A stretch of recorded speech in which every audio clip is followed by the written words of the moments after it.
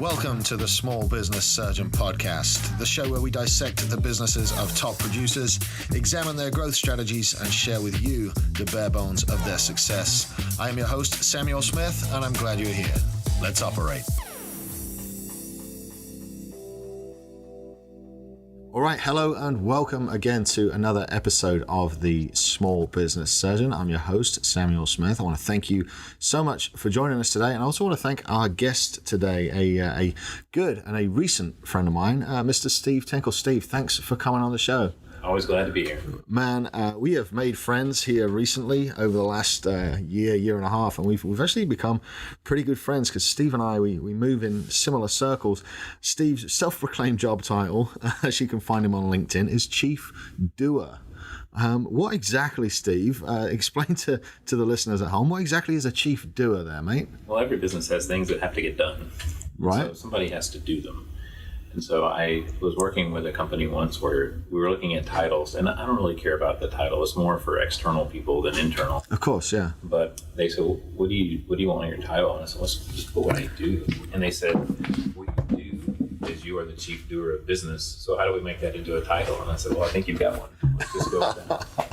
I totally understand that. So you work, the reason I wanted to bring you on Small Business Surgeon so early on in the episode cycles is that you work in a very similar, if not slightly elevated vein of what I do. You actually help businesses go from maybe even just concepts on napkins all the way up to 9 figures and beyond, right?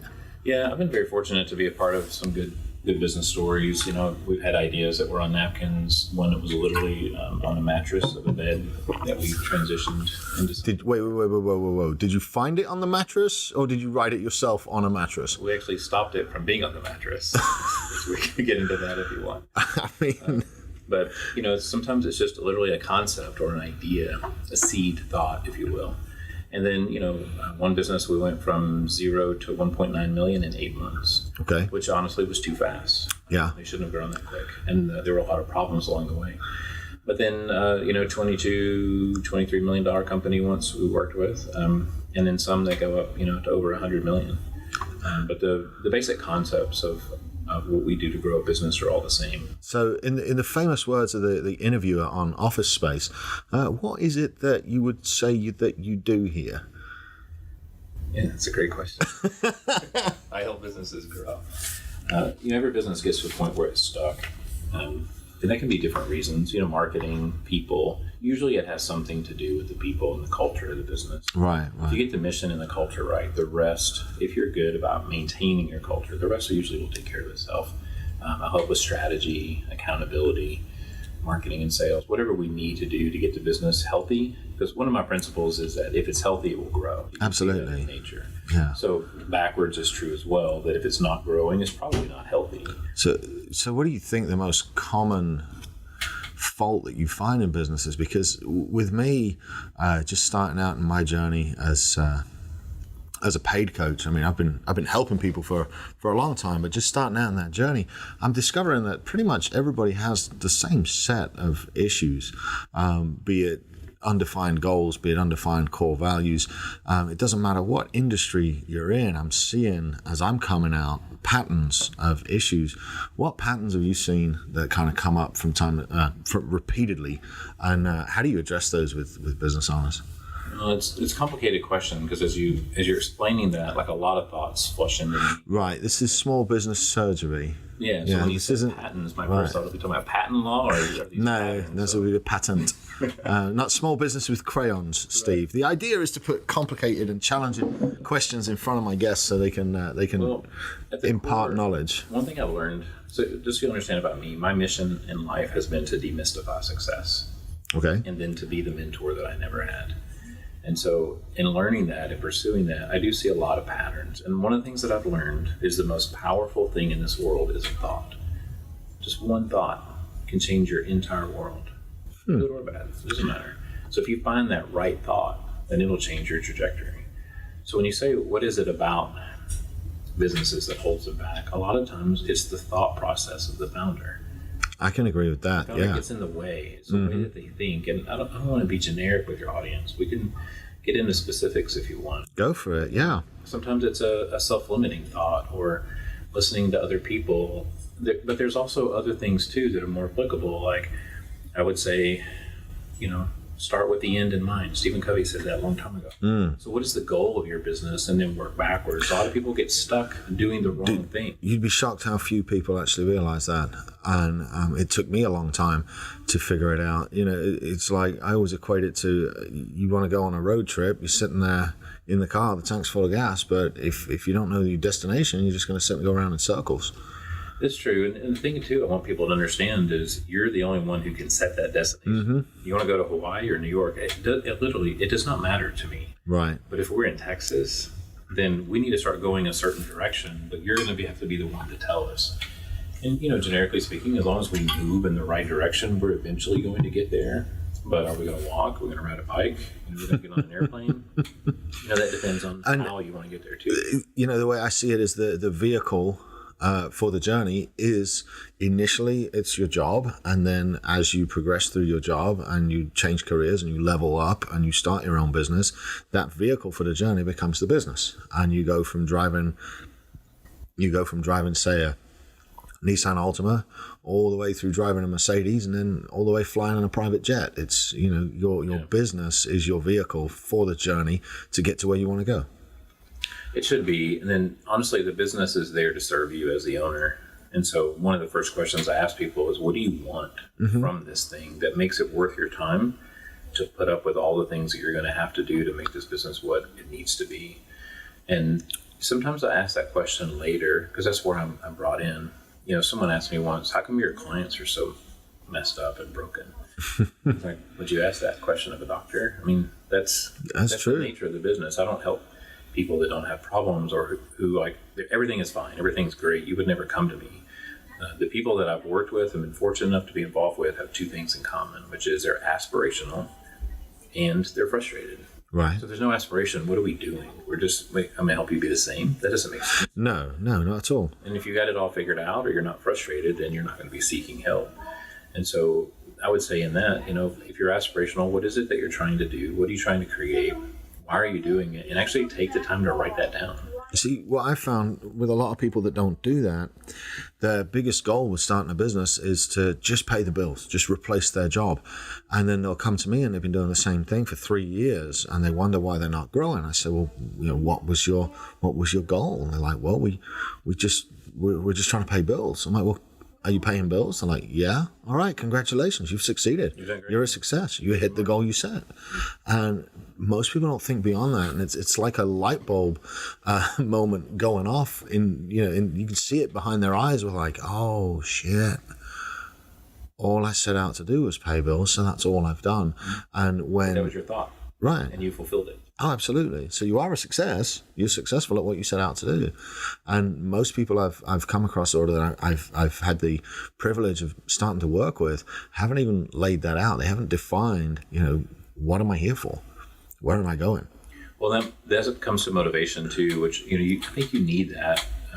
Who wrote Can't Hurt Me? David Goggins? David Goggins, yeah. So Goggins said something in his book I thought was interesting. He says you normally when you set a goal, you're normally sitting on the couch and you're very comfortable and you're correct.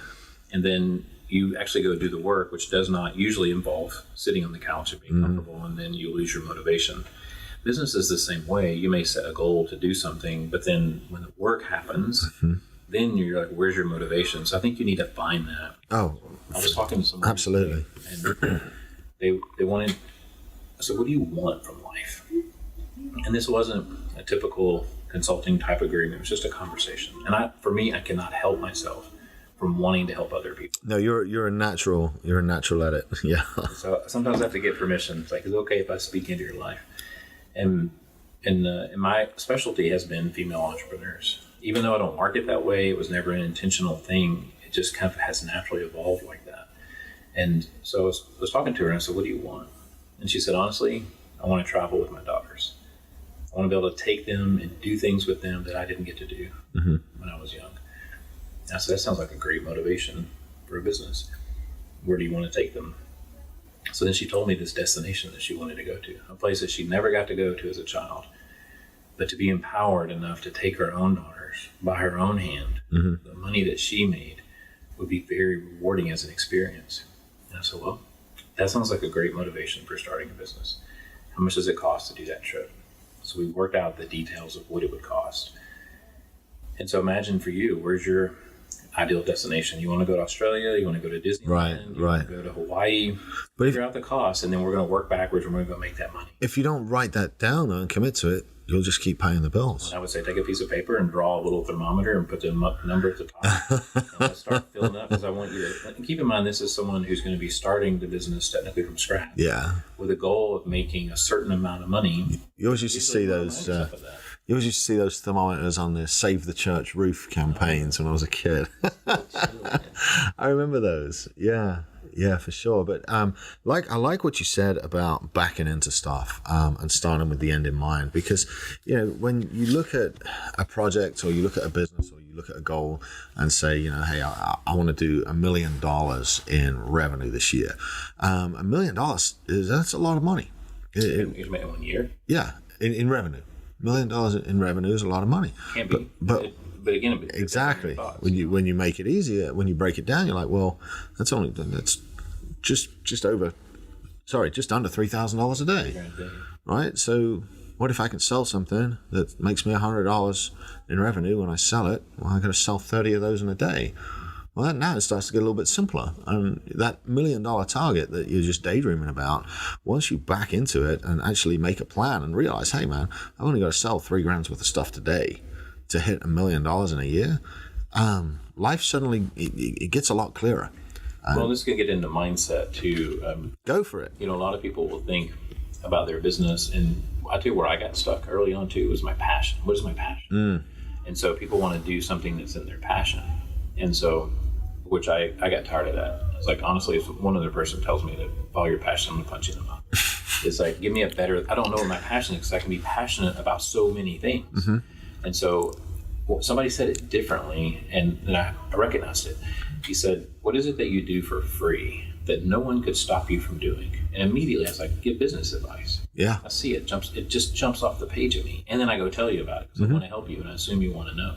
And I promise you, for those people who think I'm rude, the business owner wants to know the truth. They need to know the truth. You're being mean to someone when you don't tell them their business isn't working, because they need your feedback. Most people are so afraid to give it to them. Dude, that's how you and I are so similar, because if I get to sitting across the table at the bar with somebody and drinking my Diet Coke and still staying sober, but when I get in those kind of situations, I will talk and talk and talk and talk just as much as I can and share the experiences that I've had, and we appreciate that. We know what it's like to not have something, and maybe to not even have encouragement. Literally this week, I was talking to a guy who was going to lay tile on like just an exposed concrete floor. He had done it with someone else, but he'd never done it himself. Right. And he had this weird body language going on. I said, what's going on with you? And he's like, I don't know. Come here, I want to talk to you for a second. So he pulls me aside and he says, I don't know that I know what I'm doing. I think I can do this. I've never done it by myself. And so I could see that fear in him. And that I said, look, you can do this. Like, what is the doubt? And one of his friends told him, you can't do this. You have no business doing this job. So I'm like, why would you tell someone that? Like, he wants to do something better with his life. He's taking a step in that direction. Why wouldn't you be there to encourage him? I don't understand that. Well, the reason I've found is, and it's been written about many times, is the analogy of the crab bucket. And when you see somebody succeeding, man, my life has changed so much since I stopped hanging out with those people. And I stopped hanging out with people that doubted me. And I started hanging out with people that believed in me, and people that encouraged me, and people that mentored me, and people that lifted me up and said, you can do this. You're doing a great job. I mean, I had one girl, she's a coach in Ryan Stewman's Apex program. And she looked at my stuff and said, you do realize that tens of thousands of people see what you do, right? I'm like, no. And just the fact that if all these people are listening to you, maybe you do know a little bit about what you're talking about. And then another guy, I don't want you to be your criteria, though. Well, no, but it's like you have something valuable to add. Right. And you may not find the people yet, but that gets back to why are you doing this? And for you, there's people who need what you have to say. And you know that you have value to add, even if it's just experiences. You know, when someone says if you only know 4 chords on a guitar, then find someone who only knows 3 and teach them. Ain't that the truth? That is the truth. In 4 chords, you can play most of the songs in all of Western music. So I guess that's a lesson for another podcast. Yeah, but you know, like I say, going back to this lady who wants to travel with her kids, does it matter what business she goes into? No, not at all. But a lot of times people get stuck on the business idea, which there's simple, we can give practical ideas on how to do that too, that I occasionally get to speak over at A&M, and that's one of the questions they ask about is, how do you pick or go into business? And they always start with the product, right? Which is a problem, because you get this idea. So usually it begins with, I was in this situation and I was watching this thing and I thought, there's got to be a better way. Right. So there's definitely going to be a market for it. And people get stuck in that, or they're stuck in following their passion, and then they get busy and they don't ever do anything of any value. There's so many businesses that fail, that were dumb ideas that should have never been started, that take an incredible amount of wealth away. Yeah. Like, you should have put the money into something else. And so what I see in the world is there's a great void in knowledge and skill of how to be successful in business. The good news is, though, that there has never, ever been a time in recorded history where so much knowledge has been so freely available. You know, I look to YouTube to learn stuff. I pay for coaching courses online. I Google stuff. I mean, you know, there's the old joke that all you've got to do to be successful in business is Google stuff quicker than your clients. But what I want to get back to is the fact that you didn't go to college, or the fact that I didn't learn that, or the fact that, well, my degree is in, I don't know, political science. It doesn't apply to whatever. It doesn't matter. There is so much information out there, and the ability to teach yourself. And then a lot of these places actually have, you know, certifications that are getting recognized on a national level just from going online and doing courses online. And I think we're going to see a real shift in how continuing education happens over the next 5 or 6 years, especially with the way COVID shut schools down this year and made everything distance learning. Yeah. People are getting a lot more used to the idea of distance learning qualifications. That's part of it. There's another part of it too, and it goes to your point about access to information. The public, I don't think, has ever really had much transparency in what goes on in our schools. So now that kids are being pushed home, and the parents are getting a look at how things actually work in the public school system, and seeing some of the inefficiencies and how things are taught, there's a lot more scrutiny there. There's a lot more access to the information, and what that's going to do is cause people to see an imbalance in expectations and reality. And I believe from that frustration will be born new educational learning methods. There'll be new ways of teaching kids. There'll be more people contributing to the conversation around education, which is a topic that has been needing some help. I mean, that's good. In my opinion, education should be one of the things that we invest in most heavily, both for ourselves, our children, and as society as a whole. I think there's a whole lot of problems in society that you could cure with massive amounts of education funding in, 3-year-olds onwards. They say, show me a 7-year-old and I'll show you the man. And where it's really important, are we properly funding those kids? Good point. It's audio. They can't see you nodding.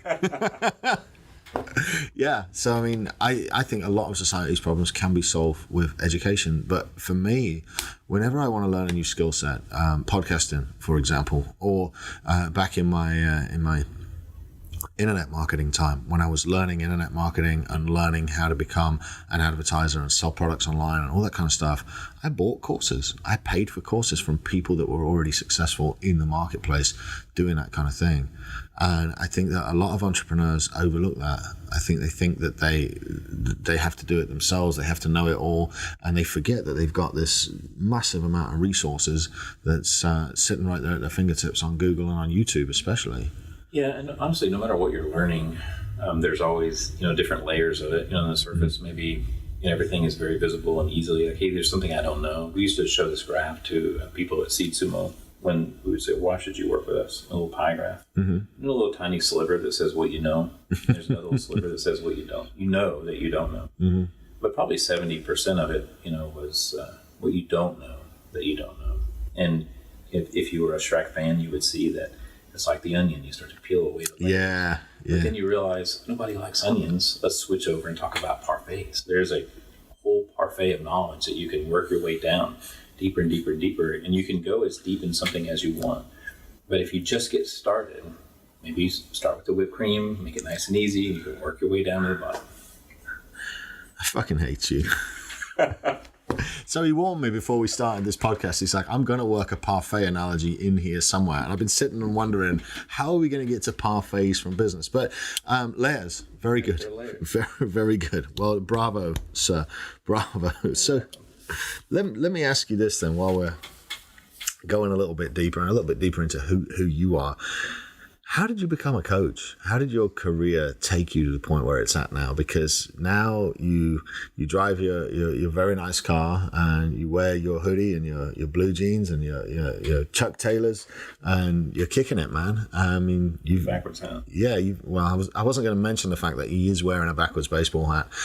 Kyle and the guys are down in Houston today, and they took a bunch of my cables for the cameras, so we're not actually saying you're missing out on that. Well, part of why we're doing backwards hat day is I'm working on a business project that probably in the last 72 hours I may have slept 8 hours. So today was like I slept in, so I got a whole 4 hours last night, and so I didn't have time to do the proper justice to that. Right on. Yeah, he's normally so well put together. Yeah, instead of the hoodie, I'm normally wearing I have two dress codes, so today is a little more casual. But yeah, so how I became in this role was one of necessity and also curiosity for me. I've always been very curious about business and how things work. And I grew up in the country. We're very poor. And there was no one around me that I could learn from for success. But I had ideas of how things could work or what the business world was like. Right. But there was no one there to tell you what to do, what knowledge to reach for, or any ideas. Well, yeah, I mean, shit, all we had growing up was a bookshelf. And there was nobody else to reach up to. I grew up in the country as well. I had a very good upbringing based on the education I got from that bookshelf, having that resource there. But boy, the internet. Yeah, speaking of education, I remember we lived in this beat up trailer house in the middle of nowhere out in East Texas, and a traveling salesman came to sell my mother encyclopedias. Just knocked on the door of this trailer house. We didn't have money for that. Right. But somehow she made it work. She wanted her kids, to have education. And I remember just randomly looking through one of the encyclopedias, and it showed 1011 plus 1000. And it showed that it equaled ones and zeros. The number 2 didn't appear anywhere. And I thought, that's weird. I even know that. This is the wrong kind of math. I don't even know what's in these books. And apparently I turned to something that showed binary and how you add binary numbers together. And so 1 plus 1 is 10. Yeah. Technically, in binary converting, the way we would see it. Here I am, like, not a 5-year-old little boy anymore. And I still remember that. It just made such an impression on me. And oddly enough, I've done a lot of things with computers, understand the binary system now, and can program and code in it. But, it can change the course of your life. And, there was no one to speak in my life that could even tell you or encourage you. If anything, they made fun of me or told me that's not how the world works. So you need to get your mind around how it does work. So you were born and raised in East Texas. Mm-hmm. Where on earth did you get that accent? I got rid of it. On purpose? Rid of my accent. Do I have one now, do you think? No. It's quite neutral. So I went to, thank you, that was my intent. So I went to college in Daytona Beach at Embry-Riddle Aeronautical University to study aerospace engineering. Oh, wow. And then everyone from there was from up north, mostly. They had New England accents. Mm-hmm. And they were laughing at me, and I said, what's so funny? And they said, well, there's 2 things. One of them, what is broken? I said, what do you mean what's broken? And they said, well, you keep saying you're going to fix something. You're fixing to eat, or you're fixing to go to class. So, oh, that's bad, dude. That's bad. And then they said, and you say it with an accent. And I said, I don't have an accent. And then they laughed at me, and they said, you say I don't have an accent with an accent. And I remember thinking that for country people, your accent causes people to judge you. Oh, absolutely. And so the natural inclination is like a British accent, is you're educated. There's something about it. The country accent, you're uneducated. It's funny. My dialect is it's softened now, obviously being in Texas, but my dialect is northern and is historically seen as an uneducated British accent. So it's funny that you guys see it as educated, because my dialect is seen as the uneducated one. Yeah. And so I remember the thought for me was newscasters. You can't place where a newscaster is from. That's true. Yeah. And so I vowed to. There were two things that I removed in my life. One is I was taught to be a racist, and I did that when I was in college. I didn't. Well, good for you. It did not feel natural for me. And then I removed my accent, and people have commented on it. And my daughter says when I go back to East Texas and I spend time around my family, it starts to creep back a little bit. But I didn't want to be held back. Dude, with me, it's instant. I pick up the phone to my dad, and it's like that. And none of my friends that are in the room that overhear it can understand a word, because it's. And maybe I'll do some podcasts from England next time I go, and you can hear how my voice changes. But no, that's something else. I understand where you're coming from. My sister works in London, and people made fun of her in her early 20s. Her peer group made fun of her for her accent, and would ask when she was going to go and work back down the coal mine, that kind of stuff. But it's a very real thing. So I like how you made the conscious decision to get over that and move past it. Well, I think the measure of what a person is capable of is only in their own heart and mind. And the point of our peers, why do our peers not build us up? And it makes me wonder, the answer for me is yes, I do. I build other people up, even when they're not my people, because I believe in people and I believe in what we're capable of. And I would devote my life to service of others in that way, of helping them believe something is possible. And there's enough people in the world telling you can't do it. One of my coaches teaches over and over again that you are the amalgamation of your 5 closest friends. Bad five. That's exactly where I was going to go next. And the people you spend your time around will determine your weight, your savings, your investment, your retirement, your wealth, your thoughts. So this group I'm in right now, and out of my friend group at the bar, I'm probably the most in shape out of my friend group at You're the bar. bringing the average up. And I'm not in shape. I'm 20 pounds overweight, but out of my friend group, I never felt fat. And so I've started to level up my the guys I'm hanging out with. Yeah. And I was at a mastermind session last week, and there's 10 other guys there, all of them just absolute killers. And every single one of them, whether he was in his 30s or his 40s or approaching his 50s, every single one of them was in shape. And I was like, well, damn, we got another mastermind session in 90 days. And I set myself the target of not being the fattest guy in the group. That's awesome. In 90 days. And I don't feel fat. I hang around my friends and I'm just I'm normal. But boy, with these guys, they're encouraging me to be in better shape. And they're encouraging me, to do more in my business. And they're encouraging me where to invest my money. And they'll change your thoughts. Oh, absolutely. And that's the thing. If you want to start your own business or you want to grow your business, any of those things, they're all in the same category. It's possible. I promise you, no matter where you are, whatever you believe, you really can do it. Now, you may not have immediate access to the people or resources you think, but really, once you change your thoughts, you'll start looking for and finding them. So when you're talking with other people and you're hearing them talk about their things, like my Fab Five, they're business guys. And they're all probably some of the most successful people that I've ever spent time around. And because of that, we talk about things around success. We also talk about our families and life and spirituality and how hard life can be. But those conversations are affecting our thoughts. Those guys understand that, though. The one problem I had before I made a switch consciously was finding guys that understood what I was going through every day and what I was living through. And then when you hang around with people that are more successful and self-made than you, because I've hung out with rich people before and I didn't really like them. No disrespect to rich people, but I've hung out with guys with trust funds that have inherited money, and it's just when you hang out with entrepreneurs that have made it, they're always humble. They're always, I'll tell you where that comes from. I've been watching that over time. We actually went on to a trip once, and the guy that I went with was very wealthy, very successful in every way. So I thought this is going to be interesting to see how he travels. And we got off the airport, and then the car pulls up. It's just a black Lincoln Town Car. And I said, I was curious about that, with as many of us. Why the Lincoln Town Car? Why not a limo? And he stopped and he said, I will never be seen in a limousine. I'm never riding in a limo. I'm not going to be one of those people. And there was a lot of humility around it. Now, the black Lincoln Town Car is because they have a huge back seat legroom, right, and he's tall, and they have a huge trunk that holds all the luggage. Very practical choice. And what I realized is if you look at entertainers, whether they're it's people in movies or in music, there seems to be more of like an ego or more about me.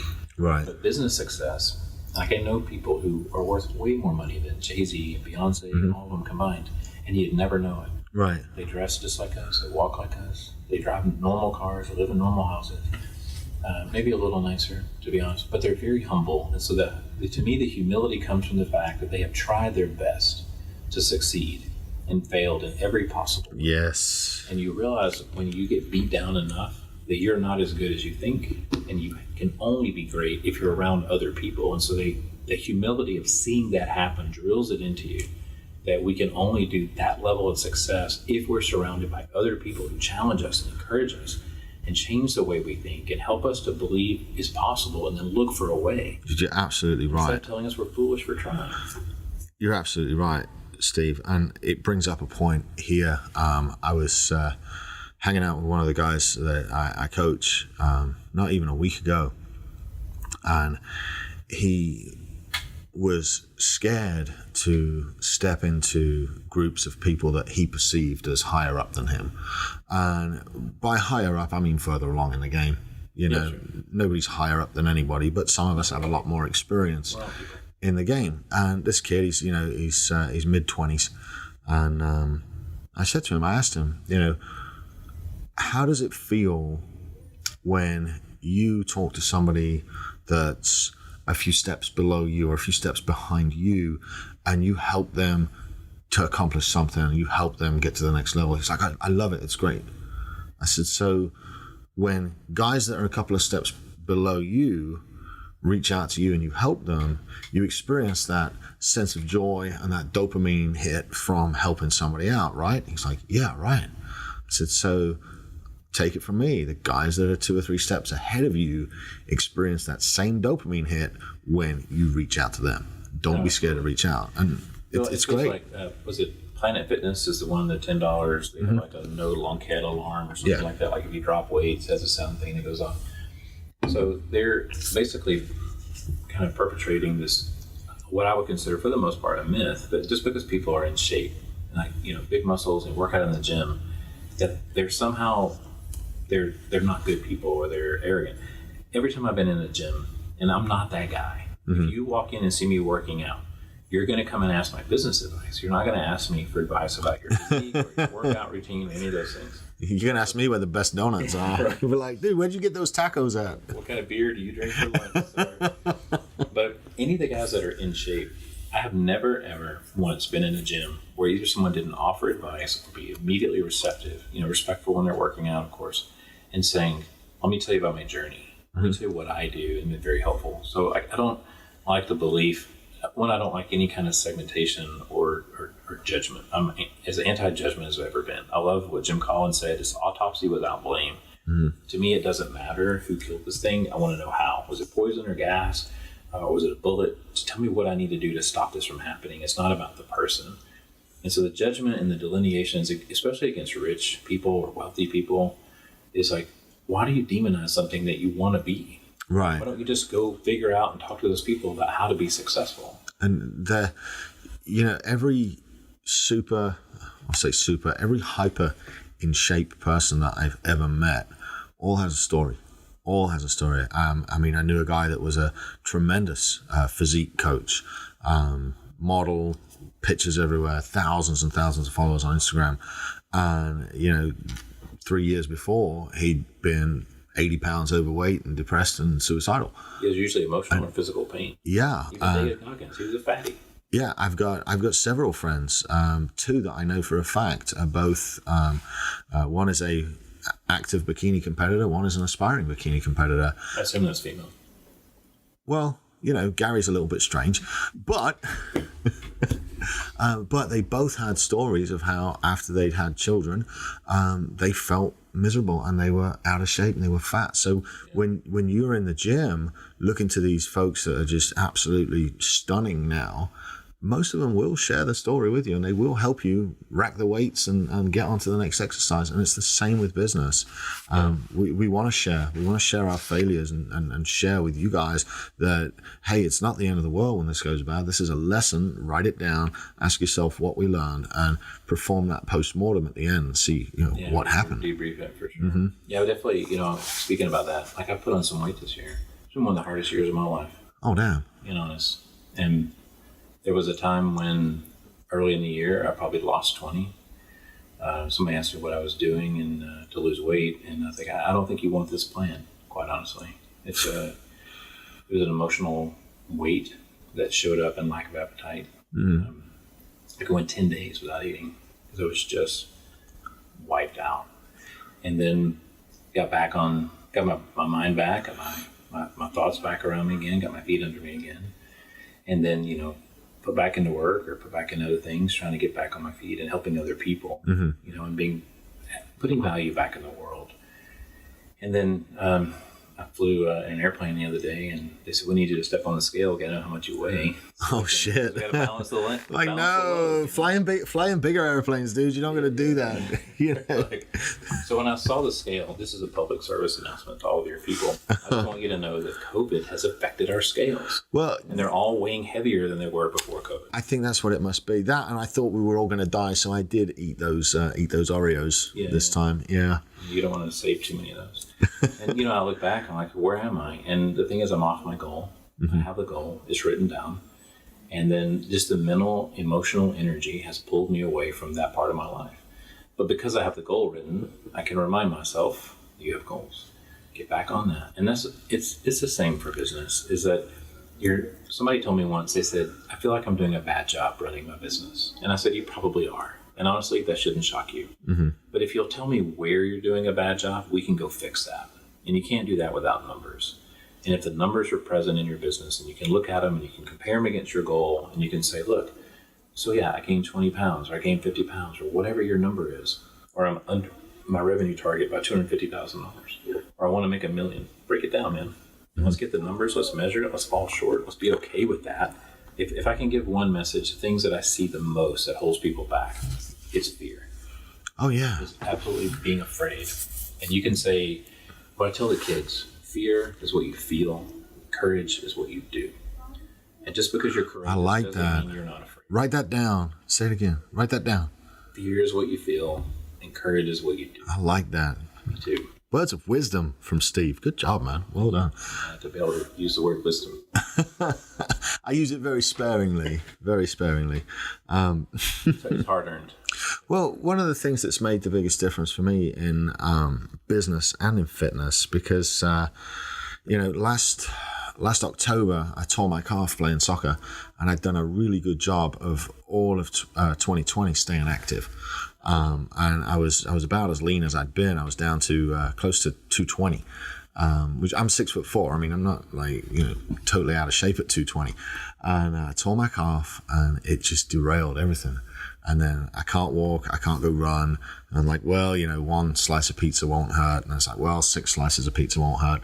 And, I weigh in middle of January and I'm almost 240. I'm almost a full 20 pounds heavier in 4 months. And that was shocking. And I did it like I approach everything else in business. And dude, I'm 40 now. And I've said this so many times in the last year. Boy, what I would have given to have learned that 10 years ago. I always use a notepad to stay organized. You'll see me on Facebook. I post with my notepad. I'm always writing it. I see that. I tell you, as an encouragement, I saw your post. And you said, I take this picture every day. You talked about being disciplined. Yeah. I think it was kind of a wake-up call maybe for you, and you shared it, which I appreciated that. And in my mind, I think, what's it like when I start my day clean? You wake up early enough to be able to give some thought to your day. Dude, I have... you want practical advice, like that's it. Set your day up for success. Just quiet your mind and think about, what do I want to do today? And if you don't know, go back to the goals that hopefully you've written. And when you started doing that, I'm like, you know what? I want to come hang out downtown, sit at that table and write you don't have to talk. Right. I just want to write our to-do list together. And so I bought a picnic table for the office. It's set up outside. And so it's a quiet place to sit and just write, what am I supposed to do today? I love it. Remind me where I'm going. I love that I've motivated you. Here, you motivate me to buy a picnic. Dude, I love it. And please post pictures at the picnic table. Yeah. And the way I get to that and what I was coming around to, again, with fitness, with business, with quiet time, with reading time, with practicing my guitar, with time with my kids, every last little thing is scheduled. That's it. I had a friend, she said, you want to meet me for dinner? I said, let me check my calendar. All right, I'm going to send you an invite. She's like, are you seriously sending me a calendar invite to me? Yeah, I am. And that's it. Because everything I do is scheduled. And on my calendar, I know that 8:05 to 8:30 is my time. That's my quiet time. That's my sitting with a coffee. That's my lining out my day. I know in the mornings, I have to leave the house by 5:30 and start exercising. And I have to be back home and in the shower by 6:30 so I can be out the door by 7 o'clock to go on the school run. I mean, it's regimented, everything. That's been a big thing I can speak about lately for me. And, I don't have any problems being vulnerable with people about where I am in life. So not 40 anymore. I'm at 51. Well, you wear it well. You don't look 51. Well, so well done. I appreciate that. I realized something going through some of the emotional things I dealt with this year. Mm-hmm. It caused me to think about things that I never thought about. But one of these days, I'm going to die. Yeah. And I know that the casket is waiting for me. It is a story of the tortoise and the hare. Right. You can sit and take a nap if you want, but time is still marching forward. Absolutely. I don't know how many days I have left. And I hope it's long. I really absolutely do. Yeah. I want years and decades of time with them to take it back and be able to live that in joy and peace. But I realized it's a ticking clock. And there's only a certain number of days that are left. Yep. So now what do I want to do with the rest of my time? I gave my time to other people and they didn't use it well. I didn't use it well. And I was careless in giving it to them. You're exactly right. So you know what? Not anymore. Take a seat. This is my show, Steve's show. So I'm going to write down what do I want to do. So this year, I bought this planner, this full focus planner. Yeah, I see it. Yeah. I like that. It's an amazing system that I would recommend only if you're ready for it. Otherwise, it's a bunch of work. But I wrote down my goals of what I wanted to do and what I want to be about. And when I write the goals, and I've decided that these, 7 areas of my life, I'm going to make this intentionality. This year, 2021, for me, is going to be a year of intention, discipline, connection, and love. Because those are important to me. And when everything was taken away from this year and there's nothing left, you find out, what are you willing to fight for? I'm willing to fight for love, and I'm willing to fight for connection. And I believe in other people. I believe in business, and I believe in entrepreneurship, and I believe in capitalism. And I think it brings out the absolute best in us and makes our world a better place. And that's what I'm going to be about. And so when you write down what you're going to do, what you said you're going to do, then you step back and you think, well, shit, maybe I overcommitted. There's a lot of stuff in there. But you also think, the way that I'm doing this, the way that I'm working, the way I'm living my life, and I'm feeling it right now probably more than ever, it isn't going to work. I can go back and change the goals, but that's not what I said I was going to do. Right. What I said was I'm going to do these things. So now I've got to come back and restructure the way that I work. So a friend needed something the other day. I'm like, can I get in the truck and go drive it over there to you? And then I thought, no, I got my goals. I got stuff that I'm doing. I'll drop it off tomorrow when I'm on the way into work, because then it's convenient. Yeah. You know what I mean? It's like you start restructuring the way that you think about your time. And it's not about just working as a slave. It's because this is what I said I wanted to do. Yes. It's emotional to me and it's important to me. And you know what? It doesn't matter to anybody else because I didn't ask their opinion when I wrote this stuff down. Dude, it's the most strongest asset you've got is your time. And if you're one of the few people that I call to say, what do you think about this? Because I want you in my life and I want to know what you think about this. And then I may be calling on you for support on the days when I don't feel like I've got it, when I'm put on a backwards cap because I don't have time to get up and take a shower. There's too much stuff. Yeah. But I'm committing to that because it's going to help me accomplish my goals. Because at the end of the year, I want to look back and say, that was mine. I took that and it didn't come taken from me. it was something that I was able to put in intentionally. Yes, sir. If I find out it isn't what I wanted, at least I worked the damn plan. Dude, when you Next commit, year, get something different. when you commit to a calendar, when you commit to goals, everything changes. I mean, I know it's fairly difficult to believe, but I get up at 5 a.m. and I am in bed by 10 p.m.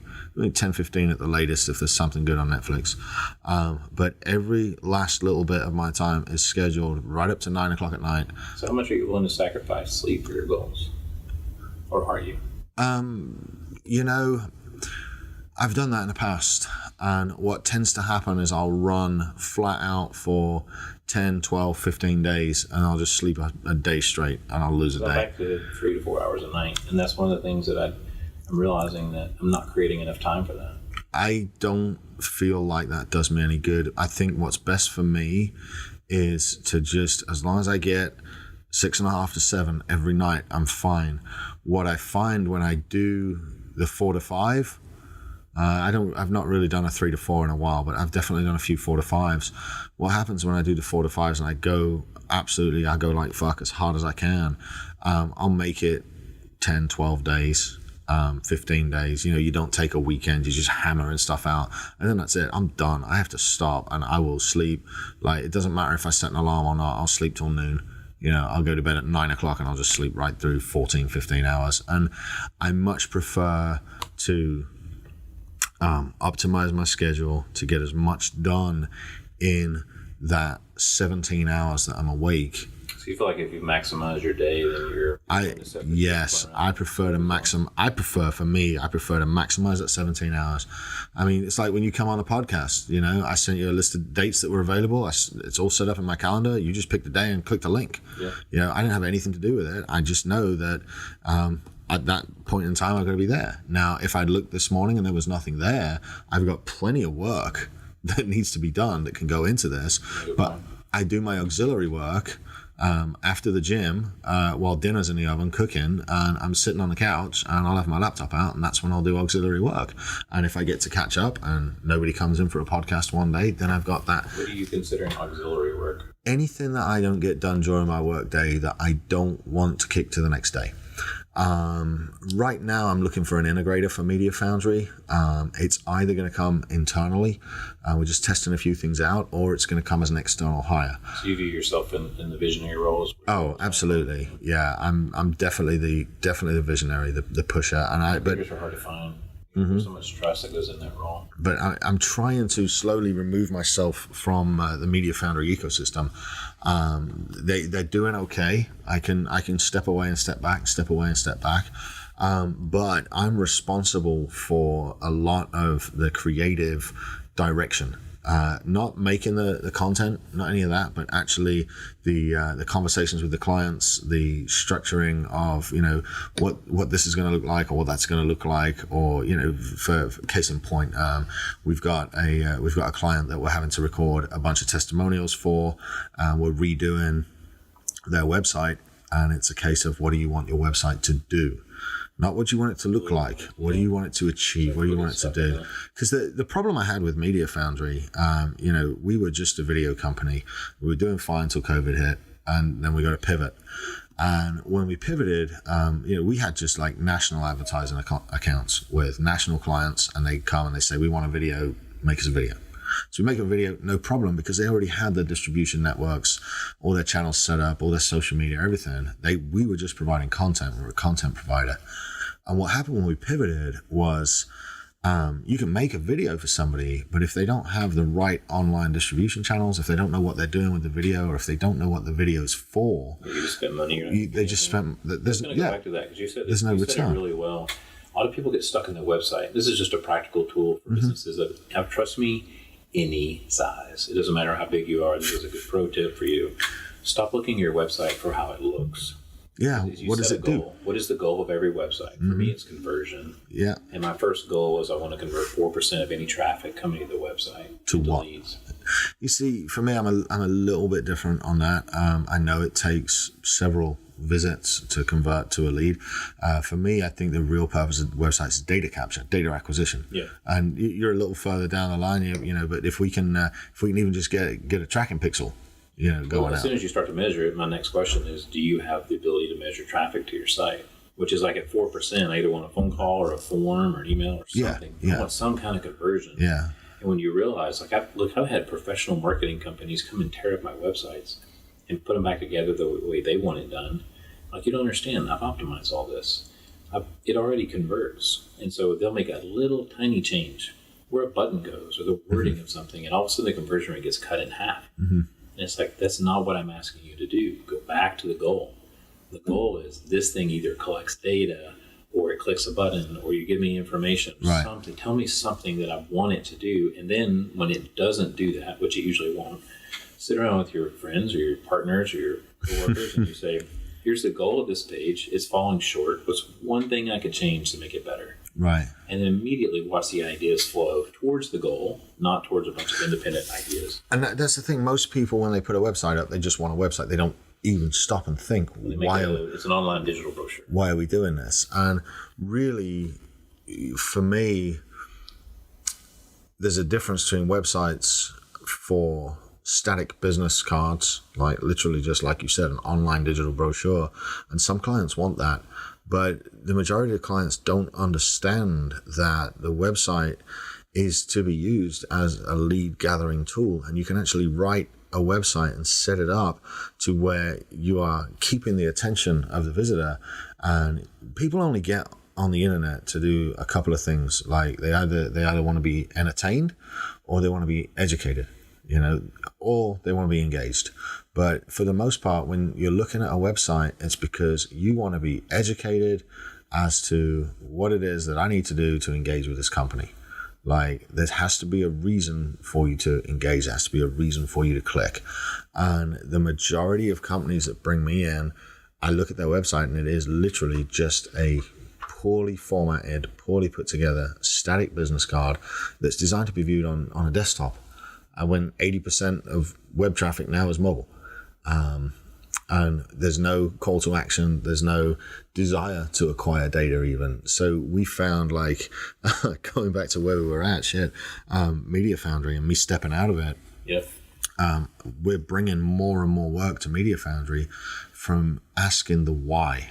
Why are you creating this media? What is it you want to do? So a lot of my job right now that I'm kind of looking, that I call auxiliary work, is because I can do it at the cigar lounge. I can do it at the gym thinking about stuff. I can do it on the couch. It's the creative side of the why. What does this video need to look like? What kind of shots do we need for this? What kind of paragraphs do we need in this description? What does the flow of the website look like? And, I'll sketch stuff out in my notebook, and that I classify as, downtime work. I can do that when I'm not busy. And right now we're keeping up with demand. Foundry's never looked so good. It's got an absolutely full pipeline, and it's time for me to extract myself from it so that I can focus on podcasting and coaching and building more stuff. Yeah. Mm-hmm. That's not out of the name. Yeah, I came up with it myself, and then I started looking around, and it wasn't taken on Facebook, and it wasn't taken on Instagram, and the smallbusinesssurgeon.com was available, and I'm like, well, shit, I guess that's it then. Really? It just fit, yeah. Awesome. Yeah. Congratulations. Thank you. It's very on point. So you were instrumental in my decision to move forward into podcasting and coaching, and I got to thank you for that, because it's really it's what did I say? I might want to say it again to someone else. It didn't resonate with me what you said. We sat in the coffee shop, and you gave me an hour of your time, telling me that I was ready to do this. And then I kind of didn't believe you. And then 5 or 6 other people that I respect tremendously also told me, hey, you should really do this. And then when I look back and see that I've coached 30 plus people in the last few months from the small business owners group that we set up, it just seems like the logical progression. And I get so much joy out of watching the light go on in people's eyes. And you'll know yourself the sense of relief that a lot of business owners get. The same relief I got when you and I had that first talk, and you helped me unscramble a bunch of things that were bothering me. I mean, that's why I do it. That's what I like about it. It's helping other people to avoid the same mistakes that I've made. Yeah, there was a phrase that we had on the wall that said, "An expert is someone who has made every possible mistake within a very narrow field of study." And I like that view. One, because it has an element of humility instead of an expert is someone who knows everything. Mm-hmm. Sometimes being an expert isn't about knowing everything. Like you said, maybe you're Googling faster than your competitor, watching the right YouTube videos to lay tile. Now you're an expert. It's more about, I know what not to do, but if you also know what to do, and you can put those two things together, you can be very powerful. Man, that is seriously powerful. All right, Steve, before we get wrapped up today, I'm going to ask you one question that I like to ask all of my guests if I get the chance. And this is definitely applicable to you as you are in the coaching space. What's the biggest thing, the biggest nugget of gold that you would give or tell a guy just starting out in business? The challenge for me is there's so many of them. Sometimes I think, what's the thing that's going to get you the greatest impact? And for me, maybe, I guess it goes back to, you have to fall in love with your customer. And remember that it's not about you, it's about them. So what is it that they want, or what is it that they need? A lot of times people start businesses based on what the owner wants to do, and what the owner feels like the market needs. But so as an example, like I went on a canoeing trip with the kids. Once you step inside a canoe, everything goes in there with you. If it's not in that canoe, it's not going. That's true. Never thought about it. Get in a car and go to pick up some toilet paper from Walmart. Huh. So then, better get used to those leaves, kid. Yeah. So when you get into a canoe and you're now a canoe camper, you have different needs. So what do they need? What do they need when it rains? What do they need when that thing tips over and all their clothes get wet? What kind of clothes do they need to wear? How do they start a fire? How do they eat? When you start thinking about, they need things to be lightweight. They need things to be dry. So let's go make dry, lightweight things for people who want to go camping in a canoe. There you go. That's how complicated business is. Find your people first. Someone that you know that you can relate to and think, what do they need? How do I help them get that? And as long as you're providing things that people need, then you'll stay in business. So many ideas that I've worked with, they start with what I call step 4. And step 4 is they got the idea, they got the product.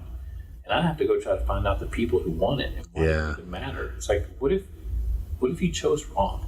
Let's go back to the people first, find out what the core problem is, and sometimes you'll find a hidden opportunity that's way bigger than what you really so many people skip that step. That is an absolutely outstanding piece of advice. And I know from my own personal experience that when I dialed my shit into the right people, life got so much easier. I didn't have to sell anything. They came to me to Think about your buy. small business owners. What is the problem? Usually a small business doesn't have enough resources to hire a lot of quality people. So you end up trying to save money, so you underhire with people who don't have capacity, and you get frustrated they can't do good work. And eventually you dial back on your dreams and you give up and bury those, and you start to accept normalcy. And you change your mind to believing that it's not possible. You're just going to hold what you got. So what those guys need, if they haven't given up on their hopes and dreams yet, is they need to know, they need fresh ideas. And they need hope. And so sometimes when I think about those guys, what do they need? I say guys or girls. Yeah, for sure. What's the term for that? But what you need is an idea and you need accountability. Just tell me what to do next, because there's so many things to do. There's so many videos. There's so many experts. You could do thousands and thousands of things. But what you need is a simple system that you can follow, that you can wrap your mind around to be able to take control of your business and start growing again. So what is that? Usually it's going to be someone like you or I who's not emotionally connected to the industry, not emotionally connected to you and the decisions you've made, someone who's not afraid to tell you the truth. And so what you can do is, let's give you a fresh perspective, give you a couple ideas to exactly what you need to work on. Let's get your goals, get your numbers, and you're going to find that the pieces start falling in place and you'll start feeling hope again. Then you're going to need accountability, or you're not going to do it, because the business will suck you back in. I'm not trying to plug either one of our businesses right now, but I can't say how much paying for coaching has helped me as an entrepreneur and helped me through those exact things that you were just talking about. Yeah, there was a guy that hired me a number of years ago, and he had just sold a business for $2 or $3 million, which it's not a lot of money in terms of like setting you up long term. You right. can do something else. Mm-hmm. You can burn through that quicker than you realize, especially if it's undisciplined. But so he's sitting on this cash and he wants to restart. He's like, I want to work. I want to build something. And I was told, Doug, you could help me. So we talked about what I do and where I thought I could fit in. And then, so why are you hiring me? Like, you built a multi-million-dollar business. You've sold one. It's very difficult. He's like, yeah, but it took too long. I don't want to do that again. Right. I need someone else's help. And I want to start from the very beginning because then I'll make more money faster if I can have somebody else help me along the way. And we did. I think we crushed it in that scenario. But everybody, your mileage is going to vary. But the more people you can surround yourself with that can help you, that care about your success, I think the faster you're going to get where you want to go. Amen. Yeah. Focus on that group. Focus on that group. All right. Well, that is a good stopping point as any. It's just about time to wrap it up. Steve Tinkle, I want to thank you for coming in. You can find him online at LinkedIn. His moniker over there is Chief Doer. You can find him right there on LinkedIn. And man, it's been a pleasure, man. It's been a blast. I love hanging out with you. You're one of my 5, and hopefully will be for quite some time. So guys that listen, go look Steve up online. And for those of you just finding the show, you can follow along at Small Business Surgeon on Instagram. We've got at Small Business Surgeon on Facebook. And do me a massive favor, if you would, go to iTunes, leave us a 5-star review and write something nice about the show, because as you do that, it pushes us up in the rankings and it helps other people discover the show. And if it's good and you like it, then why wouldn't you share it? All right, guys, I appreciate you all so much. Steve, again, thank you for coming in, man.